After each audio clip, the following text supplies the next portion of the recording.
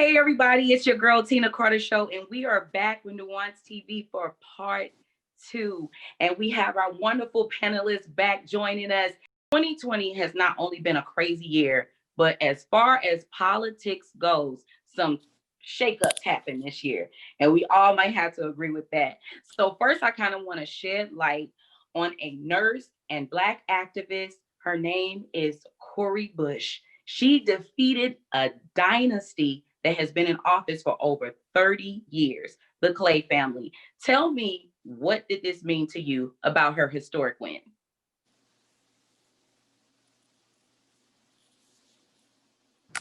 I'll jump in and say that it was change that was needed. And you're right, it is historic.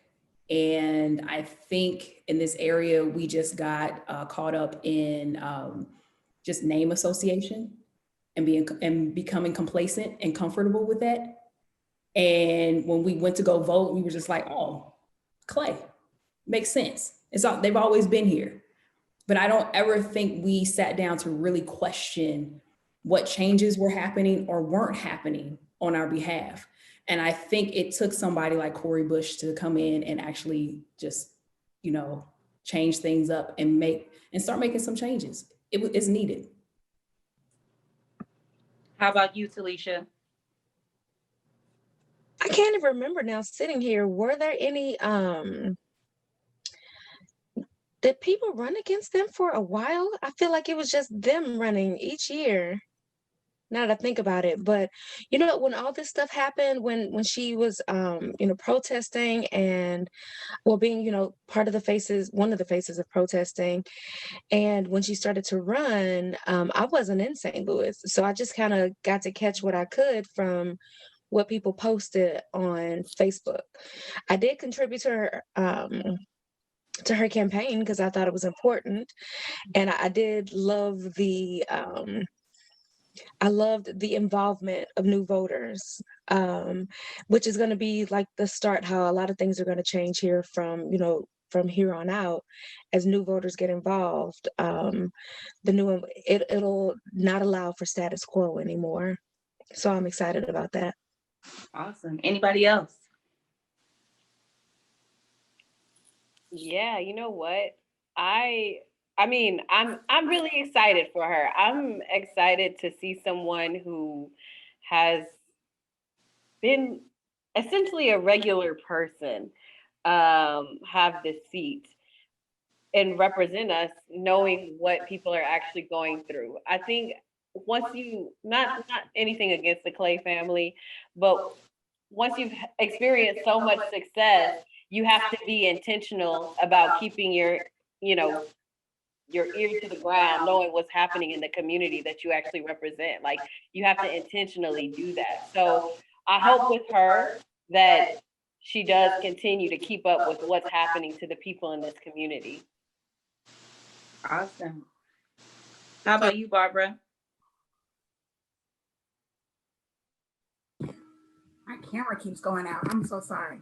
No, what I wanted to say was that I think that what happened was we got to see, like Talisha was saying, a different voice this time. I think that what has happened is a shift from just voting for what we know to our young voters and people who probably never even voted before paying attention to what they want in their representative and then voting for that versus just voting for what's popular or what we know.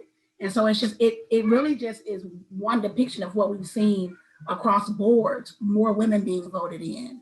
And I think that that's a thing that's just part of this new generation saying, I want to be involved. Whereas young voters typically didn't do that. Now you're seeing more young voters saying, I want to get involved, I care, and who we pick needs to make sure that they understand that we care. And if they don't do what they say they're going to do, we're going to vote them out.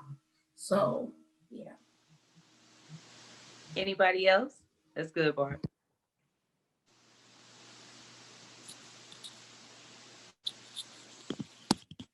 So we'll go ahead and we'll just move forward. This year, a lot of workplace harassment has been like blown up in the media, specifically concerning the drama around the Ellen DeGeneres show. I'm not sure if you all are familiar with it, but if you are, what do you think? Were you surprised that Ellen, who has such a big personality, a lot of people seem to really like her, so a lot of people were really shocked. Are you shocked at these allegations for people on her team? I'm not really shocked, because if you witness a lot of her interactions with different guests on the show, you can kind of tell that the Ellen we see on TV is not the Ellen behind closed doors. And I'm not knocking that. You know, hey, we are all our own individuals. We all have flaws. You know, we all can be sometimes very crazy depending on how you're looked and viewed at. But to hear that, I'm not really shocked. I mean, there was one person that actually had cracked a joke and on Ellen's show when Ellen was interviewing her, and Ellen said, "Oh, you didn't invite me to your party," and everybody laughed, and she shut it down. It was like, "No, I did invite you to my party, Ellen. You didn't respond. I kind of you more than once actually, and you didn't respond." And Ellen was kind of shocked that she said that, but that was the truth. So you trying to get on your show and act like you this person and I didn't invite you. No, you didn't want to come because sometimes you feel like you are better than. And to hear that, and then to hear that she is different behind closed doors, it doesn't surprise me. Honestly, I think Ellen is legit just a comedian. I'm not bothered by her show and everything. I'm happy for her success, but I don't really see her as this big TV host that people say that she is and try to compare her to Oprah, because what Oprah did is completely different than what Ellen is doing. So no, I'm not surprised and I'm not shocked. And I'm actually glad that it came out, because now I feel like Ellen was disturbed by it, and she has held herself accountable to a certain extent and said that she will do better and try not to disrespect any of her co-workers and people under her. So she said she did it, but then she said she didn't do it. But in a way of how she's being so apologetic, it shows that that's really who she is and she's owning up to it. Right, because the allegations was against her and her team. So it's just one of those things. Do you feel like her apology was genuine, or do you feel like it was kind of forced? I think it was genuine. I think at some point she was going to have to apologize at some point, or it was going to hurt her brand overall. If she didn't, it was going to be, that much more serious for her. And I don't think she would have been able to come back from that. So there may have been some, genuine aspects of it, but at the end of the day, she would have had to apologize anyway, or that show wouldn't have been on it. Because they was talking about replacing her and was already having interviews with different other actors and actresses for her time slot. So Okay. At the end of the day, she still answers to a network. She do. That's who's paying her. And then the advertising dollars, that's what's, keeping that show on. So if they had to make a bigger decision based off of her apologizing or not, I'm thinking they would have opted with advertising dollars and what would have kept money in their pockets. Also, I agree. I'm sorry. Before we move on, I agree with what you just said. Occasionally, what you just said, I agree 100%. But especially when you stated at the end of the day, I say this: at the end of the day, she's the corporate color. Had it been someone else of a different hue, it's a wrap. It's a wrap. Okay. That's just So what I say. So bringing that up, I'm going to ask really quickly. I'm not going to stay on it long. There were also allegations against Russell Simmons, beloved founder of Def Jam, very into yoga, and I believe he's a vegetarian or vegan, just has kind of gotten away from those allegations of the past. But do you feel like it hurt or tainted his image at all? Not at all. Russell Simmons, he moved out of the country. Said he doesn't like America. Did he go like to Bali or something like that? He said he don't have to go through this. He's living like a king wherever he is right now. Right. because honestly, I didn't even hear anything about it. It's nothing that I was seeing like on my timeline or anything. And like he said, it's Russell Simmons. He's a legendary icon himself. No matter what he may be accused of, there's still people out there that are just still gonna ride with him hard. Yeah, I think that the story was quiet for a long time until I think the news had broke that Oprah had pulled out of supporting the documentary that was made either completely about him or partially about him. And then that's when the conversation came back up as far as why did she pull out? And then essentially she started to get attacked to say that she was kind of doing the same stuff as far as the whole Michael Jackson scandal. And I think the documentary that was around that.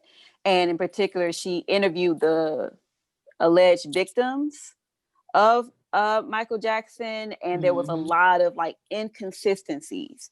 And so the reason why she pulled out of this documentary as it relates to Russell, she said she saw inconsistencies. And I think she didn't want to make the same mistake twice, but she was adamant to say that she still believes the allegations that was made against Russell. And I think what was interesting to me about the conversation I was seeing was that a lot of people was like, how do you really, if it's true, how do you really hold him accountable? Because he looks like he's changed his life, that he's no longer that guy that was wild and reckless towards his employees or just in business in general. And so is it even fair to hold him accountable at this stage in his life? Well, that raises questions for a lot of celebrities who are enduring the same thing. Like the most famous example would be Bill Cosby. So you telling me that now you want to be a whistleblower 30, 40 years later, like, do we hold him accountable for that?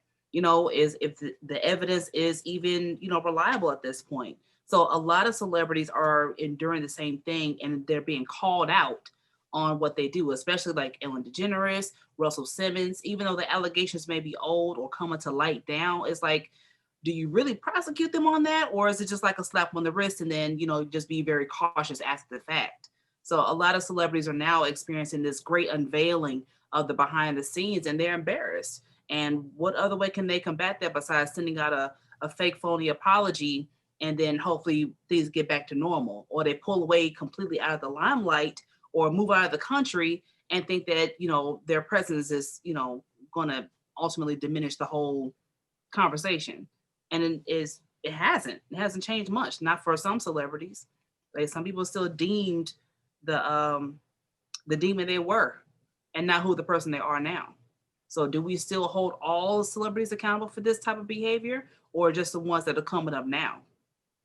I think we should hold all of them accountable. What's actually funny is during this pandemic, you'll be amazed, but a lot of celebrities were actually being ridiculed for a lot of the things that they did behind closed doors, but it got overlooked because a lot of people was more concerned about COVID-19. And whoever chose to bring it up during this pandemic, I'm not knocking them, but they chose the right time to do it because it didn't draw that much attention. Tom Hanks was another person, if y'all did not even hear about that. Tom Hanks had some allegations thrown his way, but they tried to ignore that and throw that under the water. And he apologized, but his apology kind of went one ear and out the other because he switched it up and said that him and his wife was fighting COVID. So you didn't even have time to even consider what Tom Hanks was been accused of because it was happening during the whole period. Honestly, this can be false too, but even goes back with the whole thing with Ellen. This is kind of shocking. In the time where Ellen was being ridiculed, people was also saying that Ellen was behind some, I don't want to throw it out there. I don't think it was rape, but some type of child. I know what you're talking about. Yeah. I know what you're talking about. So we didn't know which way to look at her. Like, ooh, she did this, but wait a minute, she did this too. Oh, wait a minute, it was a lot going on. But because the media drew us more to what was going on in her office, we didn't have time to take into what she was also been accused of as well. They even snapped a picture of her doing her show at home where it did look like she did have an ankle bracelet on. It did look like she was on house arrest. It really did. From a person who has seen people on house arrest, it did look like it. So this goes back to like a past conversation that we had. It's amazing how we can be drawn from things through social media and completely be oblivious to what's happening right in front of our faces. I think this pandemic kind of really showed like it was a lot going on in pop culture this year. Like it was a lot of secrets that unfolded, or everybody was running to do an OnlyFans or YouTube channel, or just like so many things. And it was just like a flood of things. But amongst the flood of things of celebrities, we also unfortunately lost a lot of our favorite celebrities this year. You know, people were already going through things with COVID, a pandemic, loneliness, but to see some of their favorite celebrities who they look up to untimely, you know, passing and everything, some of them extremely tragic, some of those from sicknesses or therefore and so on. I kind of just wanted to take some time to kind of discuss some of them. And I would like for all of you to give me a celebrity death that personally impacted you this year. I would start with Mia. Okay, so the first one was Jazz Fly. And so she may not be like widely known, but she was a writer. I think she was born in Chicago, and we lost her in the early part of this year. And when I saw her name in the headlines, that definitely made me like stop. I believe it was death by suicide. And she was just someone that she was a phenomenal Black writer that had made it up to write on different shows. And I became aware of her through like the Brilliant Idiots podcast with like Charlemagne, and I think Andrew Schultz. And I just didn't expect to see her name. Yeah. Like I just did not expect to see that. And then I went back to her Twitter, and you was kind of seeing like certain tweets that indicated that something was wrong, that she was not, that the quarantine specifically was impacting her and her mental health in a way that I think it was impacting a lot of people. And that mug just sucked. Like I would say Jazz Fly and obviously like, well, I'm not gonna say obviously, Jazz Fly and Chadwick made me stop. That made me stop everything that I was doing when I saw their names. Wow. Yeah, those were huge. Anybody else? I was, of course, going to say Chadwick Boseman. And really because, wow, I just got chills.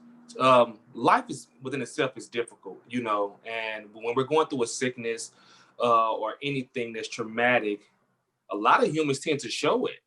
Yeah. They tend to break down. They tend to stop working or get distracted. But this man was still filming movies and still getting us these great characters and acting his off, having cancer. And cancer is one of the deadliest diseases out here. So I would just like to give kudos to him for that. And I know that he's listening. You are great. And you still had enough time to even show us our greatness and to be mentioned with some of the greats. So, but I'm not saying that you still won't, but I have to say just because of what he was doing in the midst of his crisis and still handing us a great show, I do commend him for that.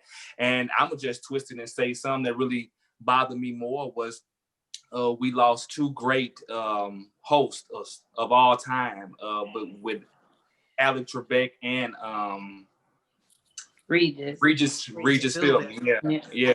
And you know, just always seeing them two on TV constantly, and no matter what, we're gonna still see them until we grow old because of how they affected us in so many ways, the world, and just not just being hosts, just how they carried themselves. Those was, from my understanding, two great men who always showed love to everybody. And even though they had this stardom, they were always humble about it, and sometimes didn't even like the spotlight so much because they just wanted to share so much love. And I ended with John Lewis. Yeah. Yeah, definitely. How about you, Barbara? Was there a celebrity death that really impacted you this year? Um, Only because, well, I shouldn't say only because, but I think it hurt me more because she was a mother. I don't know how to pronounce her first name, Naya Naya or Rivera. Naya. Just that whole incident with her baby being there too, and just um, the mysteriousness of it. Yeah. It just really bothered me the way she left this world, and so, and then just having her son, even though he's young, that's something that may affect him for the rest of his life. And so I just that's something that really hurt. How about you, Andre? Yeah, I would have to say, for me, and of course with the sports world, Kobe Bryant was just one that, hit very hard for me growing up playing basketball, him being, the ultimate role model when it came to that. And then even as an entrepreneur, because if you all know Black Mama mentality, just the mindset and work ethic that he brought to the table and how he showed us that, just working hard and anything's possible, how he moved into that speaker space, me still following him, that kind of, for me and the individuals around me in my circle, I think that was one that really hit home. Anybody else? For me, definitely Chadwick Boseman. I took that one really hard. And also Bill Withers. I was really upset when we lost Bill. Like, he was on my list of people to meet before they left this world. And I'm just so disappointed. That broke my heart. Yeah. It was definitely Kobe for me. I still remember where I was at when I found out about Kobe.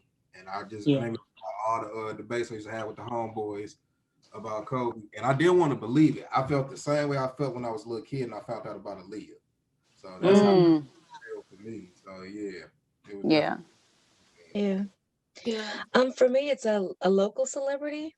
Well, local to St. Louis, Lamont Hadley. He died of COVID earlier this year. And that really kind of messed me up because he was one of my favorite performers. I used to go see him when he was part of LLC. His Master's Touch days was before mine. And then he was still singing by himself as a solo artist. So when somebody else that I follow on Facebook, they posted that he was in the hospital. I'm sorry, what? No, I'm sorry. Go ahead. Oh, that he had COVID and that he had been struggling. And then it was probably like not even a week later that they were posting that we lost him. And that was just really devastating because that was somebody that I knew personally. Like, if I saw him, he would say hi to me because he recognized me. Wow. And so, you know how I don't know if anybody else has been personally affected by COVID, but I've known a couple of people who might have had it, but I didn't know anybody who actually died from it. So to know somebody who had died from it and somebody that I was a fan of who really liked as a person as well, that really affected me a lot.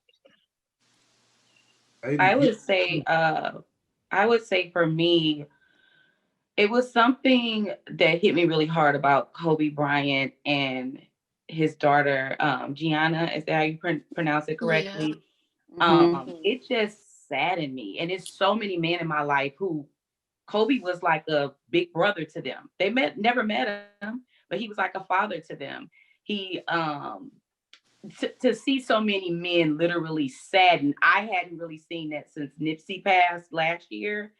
And then also, speaking of another local celebrity who had nationwide fame, Huey. We lost Huey this year, St. Louis own. And that was extremely sad. He loved St. Louis. He lived and breathed St. Louis, raised his daughter here. It just was really sad. Like, and then, just the violence in the streets and guns, like, he wasn't that type of guy. From all the people that knew him here, they just said he was a good guy with good vibes.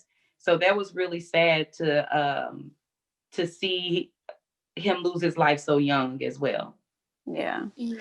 The part of 2020 that just sucked for me was just seeing, like, I want to see Black people live a long life. Yeah. You know what I'm saying? And it was like, it wasn't just the fact that it was these household names that were passing away. It was the fact that a lot of them have so much more life to live. And whether it is a natural cause or it's COVID or it is murder or whatever it is, or if it's police brutality, the grief that I dealt with a lot was just seeing so many Black people who don't get the chance to live a long life. Yeah. And I hate it. I hate that. Yeah, and speaking on that about not living a long life, I mean, Kobe, yeah, that was really tragic. But the fact that Gigi, you know, she was only 13, you know, she hadn't even gotten a chance to experience life, you know. In the interview with Gail and Lisa Leslie, Lisa said that, you know, Kobe told her, like, man, you know, Gigi, she got it. Like, she on her way. She's going. Like, she was definitely going to be that female legend of her father. And for her life to end so tragically, my heart just goes out to Vanessa, because I can't even fathom the type of hurt that she's feeling. And I just pray that God gives her the strength every day to get up for herself, but also for her children to still keep pushing on and still keep going on, because, you know, we lost dad and, you know, we lost our sibling. I lost my husband, I lost my partner, my best friend, and I lost my baby. That's hard. That is a very hard pill to swallow. That's a good point, Rachel. Kasia, was there any celebrity that passed away that really affected you this year? You know what? Everybody has already listed the same people that's on my list. But I think one that stood out and then just made an impact on everybody was like Ruth Bader Ginsburg. Yeah. And the time in which she passed. Yeah. With the current presidency and just the opportunity for him and the government to put whoever they want to put in there. I just thought it was the timing of it. You know, we knew she was getting up there in age. Yeah. We were just hoping that, you know, she would just hang on. But you see who she's been replaced by. But, you know, I think from a political standpoint, I think that's affected all of us. Yeah. I think this year too, a lot of people, speaking of Kobe Bryant, a lot of people, once the pandemic happened and a lot of the sports, it changed, people were really sad, you know. So when the NBA had to go into the bubble and the Lakers, you know, they kept advancing, people was like, do it for Kobe, win for Kobe. So LeBron, Anthony Davis, amongst others, I know it's a bunch of other ones that definitely helped the Lakers organization take home the trophy for 2020. But how do you think that made LA feel and Kobe fans feel that the Lakers were able to bring home the championship? And anyone can chime in.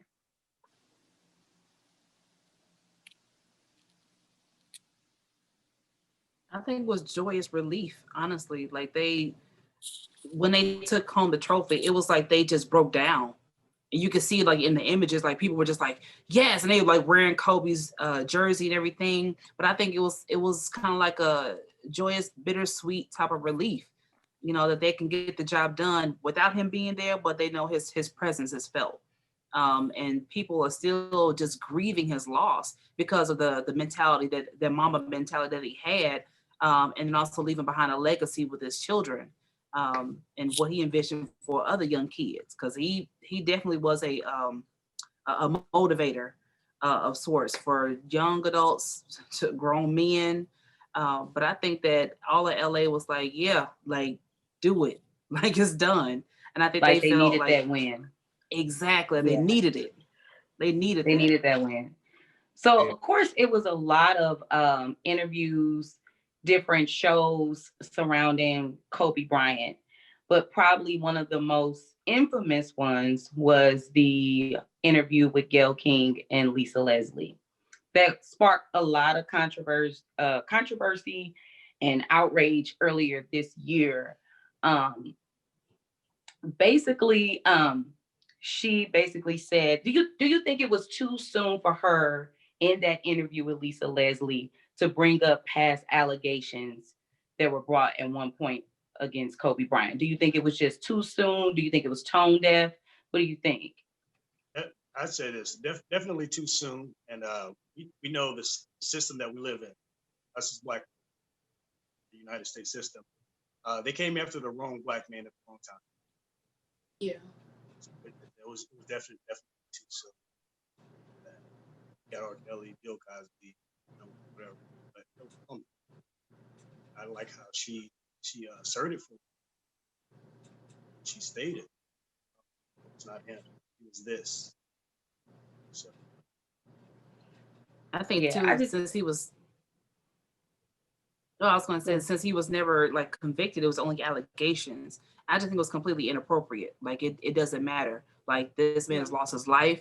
His daughter has lost her life. You got to be mindful of the people that are watching this, looking for some type of shining light, and you go and throw dirt on that man's name. Like that was just completely uncalled for.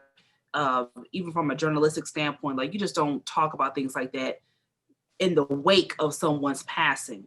Like, oh, I know he died, but have you heard about the allegations? Like, come on now, like you got to be more mindful of that, of people who are watching. About you as a person. It really does. It says a lot about you. Yeah. And like you was gonna get like street cred for her, like it was supposed to do something for you. And it was like there was no benefit. It was just completely tasteless and just inappropriate all around. And Snoop's response was like really crazy. His response, like he like really blew up. But I know he was emotional, but anywho, just moving on a little bit. Oh my goodness. August Alsina, Jada Pinkett, Will Smith, entanglements. What did you think about that? Is the word of 2020. Did you think it was? It's a hashtag entanglements. That t-shirt. Yeah. Only thing I really took from it is that I have a t-shirt. That is like a probing question that you ask people now when you're dating. Be like, okay, are you in any entanglements, or are y'all on a break? Tell me what's up. You have to throw that word entanglement in. Let it be known.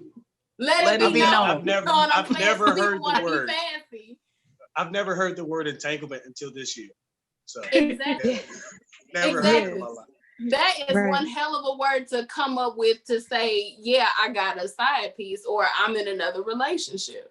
Yeah, absolutely. Hey, Jada's specific about her words, okay? Yeah. Right, exactly. I like, let me look to the thesaurus. Call you just a side piece. I'm not gonna publicly come out and say it's a relationship. So, but Will Smith did. He said, "No, it's entanglement. No, you mean a relationship." But I mean, I got into an entanglement. In black and white, exactly. But technically, she was correct in the way in which she used it. I mean, I'm just saying, like technically, she was correct in saying it was an entanglement. Like he was saying it's a relationship.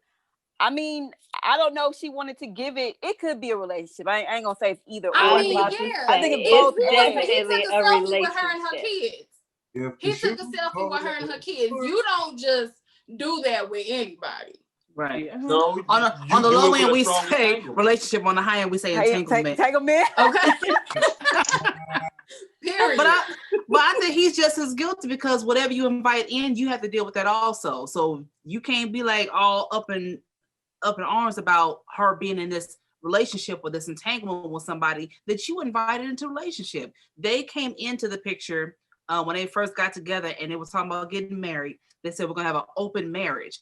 All right, we're gonna be open to everything and everyone that's out there. And so now later on in the years, you got children now, and they're becoming adults, and you're hearing about this.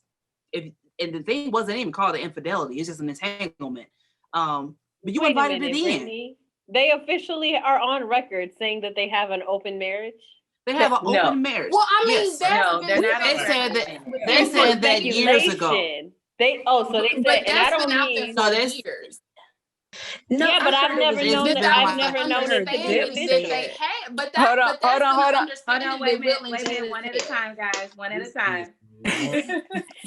Too many. I'm with Meigan. I don't remember them ever saying it. I thought it was rumored. I never heard them actually say it. That's what I thought. Me either. No, and it was a magazine article. It was a one of like their famous pictures or something you'll see always floating around, and it was open. They said they were open to other relationships. So Was it a first of all, magazine or a tabloid? But see, here's the no, here's it was the- a magazine. even Mm. if okay, so because I don't know if they're on record saying that, but what I will say is that what they have reinforced on the Red Table Talk was when Jada made the joke and was like, listen, you may be on one side of the house with whoever, I'm gonna be on the other side, but we not going nowhere. I can see how people could take that little soundbite and like say it reinforces an open marriage. I was surprised that August came with all that smoke, because if you look at like the past year, maybe 2 years, and basically the Smiths, their introduction to social media, particularly the parents, and how they've been on a wave, I was really surprised that this would be the first, not the first scandal, obviously it's not the first scandal, but just August came with this smoke, because I think everybody who saw the pictures and everybody who knew August existed, especially when he got sick, they knew that Jada was in his life and was particularly like helping him heal and things like that. I just didn't know he was finna come like that. Right. And then to see the fact that Will and Jada addressed it, because I thought they was gonna be like, they some big dogs. They didn't have to address it because they haven't addressed anything before. I was shocked to see them sit down at the table and say something about it. So Mia, can we agree that the biggest versus battle of the year was really August Alsina versus the Smiths and entanglements? Maybe. Swiss Beats Timberland. Hit them up. But I wasn't here for how people was dragging August. Yeah. To me, that was whack. It was unfair. It was unfair because the fact of the matter is that like everybody's grown, but everybody's allowed to speak their truth. And it was like, whether you like it or not, it was something happened and he had the right to speak on it. No matter if it was about he fell in love and his heart was broken. And I watched some of the interview that he did with old girl Angela Yee. Yeah, Angela Yee from the Breakfast Club. Yeah, and it was actually that whole entanglement thing was probably about 10 minutes worth of that whole interview. But something that stood out to me was, I think he said like when he lost his sister, that was his wake-up call that he needed to remove himself from that situation. And Jada also said like he cut her off and she was like, that's fine. And I was like, out of all the jokes and X, Y, and Z, I wonder how many people are going to catch that part of the truth, which is something so traumatic happened to him to the point where he realized whatever love he was receiving or whatever he thought was love in that situation, he had to love himself more to leave. Mm-hmm. Yeah, and I get that, but that don't mean you got to tell everybody that you slept with this woman. That don't mean that, you know, it might be your truth, but that don't mean you got that. I was between her. No, you know what I'm saying? I get it that your heart was broken, you had family trauma and stuff like that, but whatever relations you had with this married woman, that's y'all business. That don't need to be out in the public. You know, that's fair. That's fair. Well, the downside to being a celebrity is that eventually you're going to try to use anything to up your status. And I think that's what it was. But he did all that and he's still back in whatever corner he's in now. Him and that entanglement song, they can bag that. That entanglement song, he can just it was kind of cute. It was a nice song. I mean, yeah, he came with it. It was nice. What did it ultimately do for him? Bag it. But I will say this, I am proud of Will Smith because he is on a complete journey of healing beyond what Jada and them doing. Because I to me personally, I do not like the Red Table Talk because you're getting information or counseling from someone who now is having all these different issues come up about her own life. And it's like, well, wait a minute, you know, you talking about stick to it and do this and that and the other, but you not even practicing what you preach. So that's my qualm with that. But Will Smith, on the other hand, he's been on this complete journey of healing, even going back to like the Fresh Prince of Bel-Air, like that whole show. And for him to go back and get, you know, the old Aunt Viv and apologize to her or just having that conversation with her to find out what was going on. Like he's been on a complete journey ever since he turned 50 and did the whole series on that. Up till now, he's been on a complete journey for healing. And I don't think a lot of people are noticing that. Like he's been doing a lot of things right now just to get himself in order, which I appreciate. And I wanted to say this too real quick, what I got out the whole entanglement,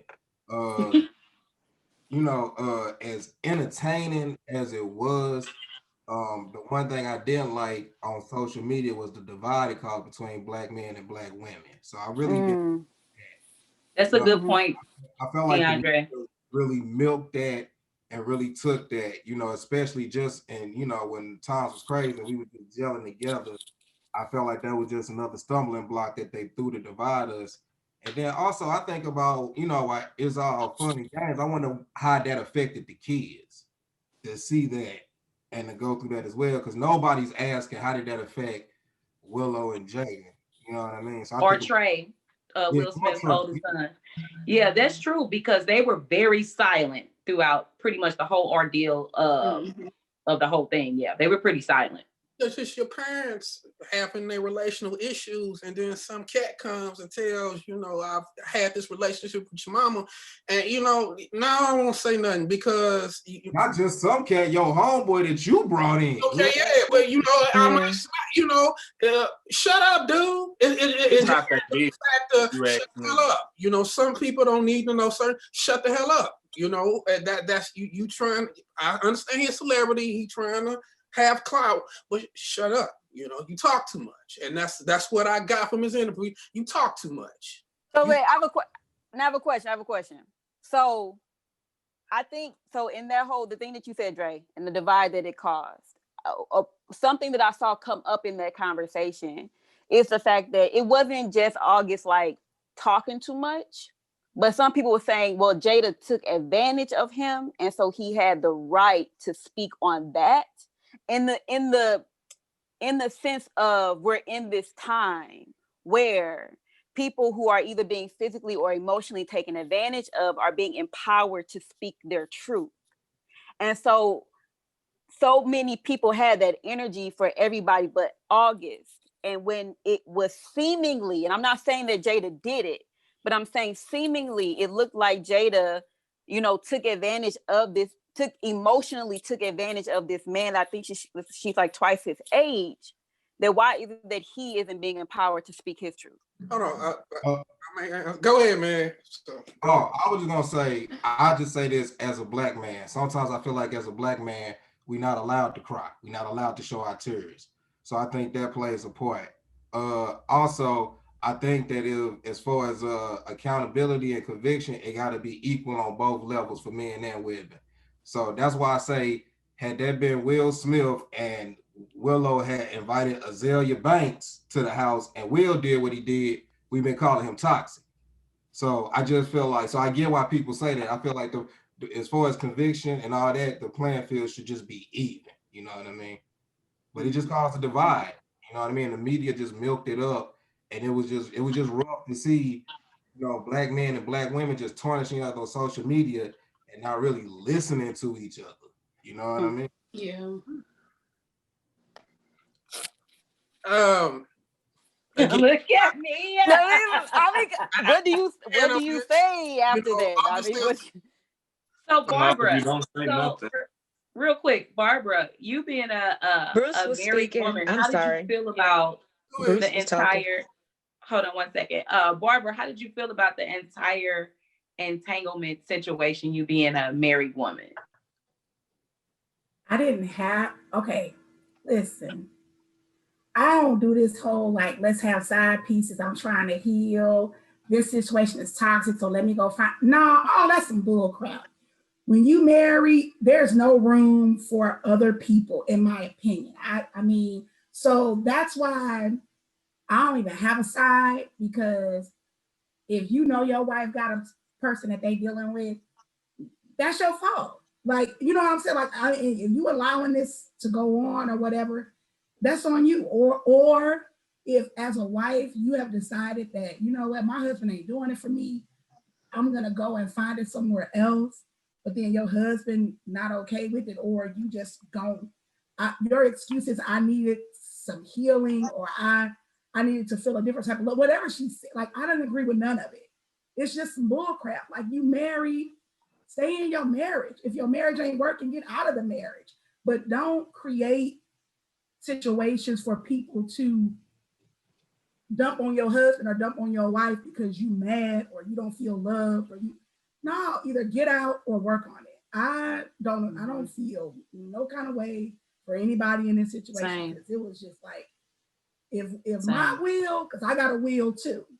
If my will had been trying to do whatever these people was doing, we wouldn't have no conversation. It'd be over. It would be over. So nah.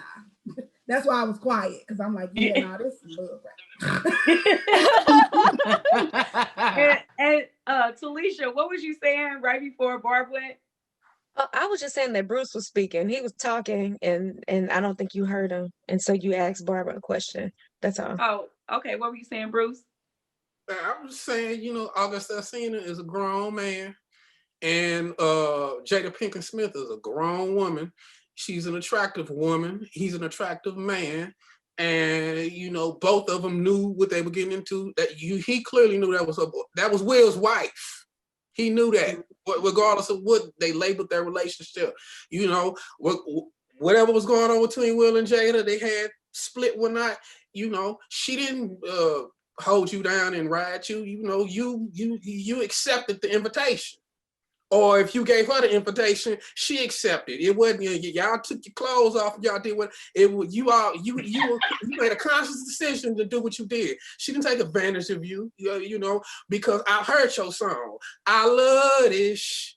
Yeah, I love you. Know what you're doing. So no, don't know. That's for me. I ain't attacking nobody here, but it's not an excuse. You know what you're doing. That should have been something that should have been kept on the worked out without the media between them. That's their marriage. They work it out. He should have kept his mouth closed because that's their business. I do commend Will Smith. I do commend Will Smith on being present at the Red Table Talk. I'm not going to get into whether or not it's real or fake. To me, that does not matter. In the sense of what Dre was saying, how he saw a lot of divide that it caused.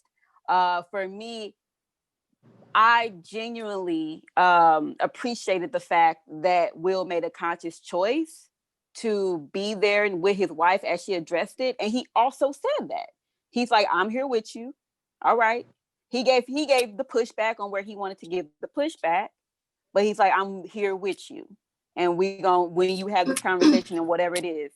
And I appreciate seeing that type of support with everything that she was being attacked with, whether it was justified or not. Well, thank you. With that, we do have to end. We do have to wrap up. But wow, what a segment on entanglements. I think everybody been in one. It's like I got a strong opinion about it.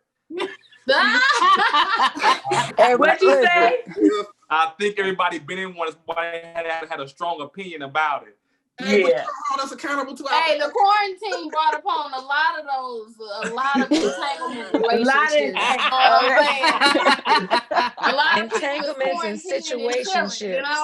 A lot of situationships. Yes. Mm-hmm. Baby, it got messy. Well, I want to thank you all for Are you gonna do this again? Participating with us today. Now you gonna do this panel again? I think this is cool, especially since we're quarantined, having this, talking about stuff. I mean, I'm just saying, you invited all people from St. Louis, predominantly, I guess, North Side, North County, within the St. Louis, on a panel. I mean, this is good. This is good stuff. I mean, you know what? Something that we, I think someone said this in the first segment, but for me, this was an opportunity to create for the sake of creating and not doing it with the intent to either monetize it or to build it out to be something big. I think that I think that for a while, maybe creatives have kind of been pressured into every idea has to become a brand, has to become a business. It has to build something. And that we've kind of gotten away from just creating for the sake of creation. Yeah. And so I know for me, particularly, I value St. Louis, I value Black people, I value actors, and whatever intersection, whatever intersection of your life that you exist in, whatever community, whatever identity, I value that. And so I just wanted to bring voices together to have a conversation on this year that no one saw coming, and just kind of let it be organic in that way. And so we'll just see, but this really was just to create for the sake of creating. I had a great create time with you again. all. A great time with you all. Yeah, this was fun. Okay. But I have a quick question, really quickly. Did anybody happen to come across that list of the New York Times of the 25 greatest actors of Yeah, 20 yeah. of the You sent it to me. Way off. It was way off. Horrible. Way off. The street. Horrible. Free was the number one. And Denzel. Yeah, the number one Yeah. was good. Who was number one? Denzel Washington Get was out number of one. here. Who better than Denzel? No, he deserves it. He deserved that, but Yeah, but Keanu that- Reeves didn't deserve to be above. He did not deserve to be Where's above my list? Viola Davis. And I think Keanu Reeves was number 4. I'll do a He couple was people number real 4. quick. Yeah. Number 15 was Michael B. Jordan. 12 was Joaquin Phoenix. Number 9 was Viola Davis. Number 5, Nicole Kidman. Number 4, Keanu Reeves. Number 3 was Daniel Day-Lewis, and number 1 was Denzel Washington. I just wrote a few down. So what do you think? You think that's a little out I'm of pocket? sorry, just from hearing your list, and I don't know, this is just me taking it personal, but I don't feel that Michael B. Jordan should be in the top 15. He hasn't done enough at all, and this is just me. And you put on record, I'm better than Michael B. Jordan. I can have his role. You better say that. No, I do like the and fact I that didn't hear Meryl Streep. I didn't hear Meryl Streep. or Tom Hanks. Well, because it's not the top 25 actors of all time. It's of the 2000s. But Right. Meryl Streep has done a thing. Leonardo DiCaprio, Jamie Foxx, Shia LaBeouf. Well, on the Shia list. LaBeouf is still out here killing it. Why was he not on the list? Yeah, and they also said it's completely subjective. So of course everybody's going to have different opinions. And he said we're either going to have people agree or piss people off. So look Well, at you did more pissing. You did more pissing. I mean, Alfred Woodard is on there, and I love her. So I'm happy she's about on there that. as well. Yeah. I think it was a very diverse list. It is, and Mahershala Ali It was is a very on there. diverse list of the people Yeah. that you know in film, but never know their name. Like it's like one of those type of lists where it's like they made it diverse, yes. Because there are also some Bollywood actors on there too, and like other like non-black, but then they're non-white also.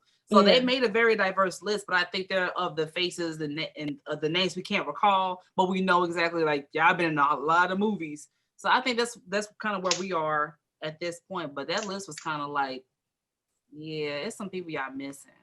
Yeah. Okay. All right. Guess they only had 25 spots. All right, guys. I'm sorry we are running out of space. Thank you for tuning in to Nuance Television. As we wrapped up this crazy year of 2020, I want to thank my panelists. Please follow them, support them. Also, follow Nuance Television on YouTube and on Instagram at Nuance Television. Thank you again for tuning in. It's your girl, Tina Carter Show. See you in 2021.